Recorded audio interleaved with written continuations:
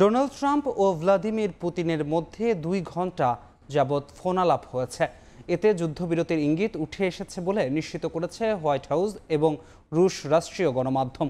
রাশিয়ার রাষ্ট্রীয় সংবাদ সংস্থা জানিয়েছে, আলোচনাকে গঠনমূলক, খোলামেলা ও অত্যন্ত কার্যকর বলে উল্লেখ করেছেন পুতিন। তিনি জানান, যুদ্ধ থামানোর পক্ষে তার দেশ, তবে সব পক্ষের জন্য গ্রহণযোগ্য ও সমঝোতা প্রয়োজন। ট্রাম্পকে ধন্যবাদ জানিয়ে পুতিন বলেন, যুক্তরাষ্ট্রের মাধ্যমে রাশিয়া ইউক্রেন সরাসরি আলোচনায় ফিরেছে। একই সঙ্গে রাশিয়া একটি যুদ্ধবিরতির স্মারক প্রস্তাব তৈরিতে প্রস্তুত বলেও জানান তিনি। এদিকে ট্রাম্প ভলোদিমির জেলেনস্কি ও এরপর ন্যাটো নেতাদের সঙ্গেও কথা বলবেন বলে জানিয়েছেন।